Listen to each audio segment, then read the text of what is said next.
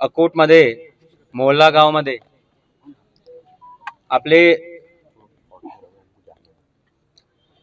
जे पटेल साहेब आहे त्यांच्यावर चाकूचा एक हल्ला झाला होता. ते हल्ला झाल्यानंतर 40 लोकांची टीमचा गठन केला होता आणि ज्यांनी हल्ला केला होता असा आरोपीचं नाम निष्पन्न झाला होता उबैद पटेल.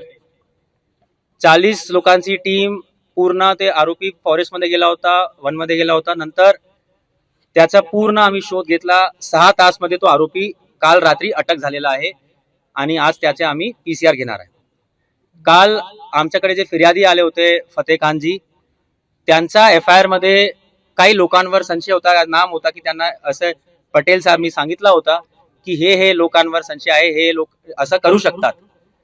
ते सर्व लोकांचं नाम आम्ही FIR मध्ये घेतलेलं आहे आणि आज आरोपीचा आम्ही इंट्रोगेशन सुद्धा करणार आहे. याच्यामध्ये 4-5 गोष्टी मला सांगायच्या आहे.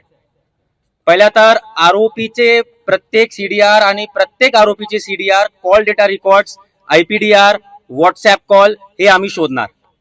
याच्यामध्ये कोण कोण सामील आहे यांनी काही 5 नाव दिले, अजून काही आहे का, काही कम आहे, जास्त आहे, पूर्ण आम्ही शोधणार. 10 लोक असतील, 15 असतील, सर्वांना आम्ही याच्यामध्ये ज्यांच्या पुरावे ज्यांच्यावर निष्पन्न असतील त्यांना आम्ही अटक करणार तारतीने.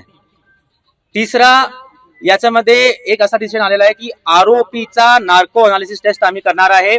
आरोपीचा नार्को अनालिसिस टेस्ट साठी आम्ही कोर्टाला पत्र देणार आहे, कोर्टाला विनंती करणार आहे की आरोपीचा नार्को अनालिसिस झाला पाहिजे, कारण की अतिशय संवेदनशील गुन्हा आहे.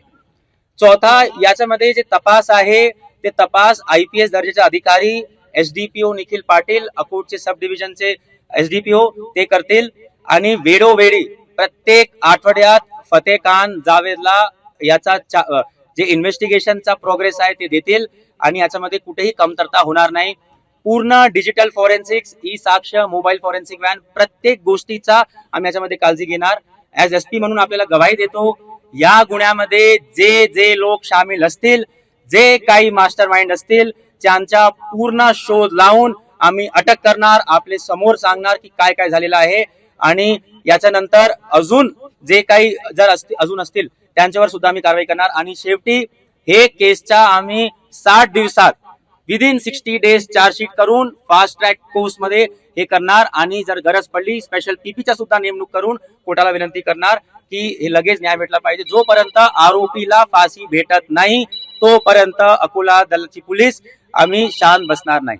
जय हिंद, जय महाराष्ट्र. महाराष्ट्रातील सर्व बातम्यांचे विश्वासार्ह व्यासपीठ.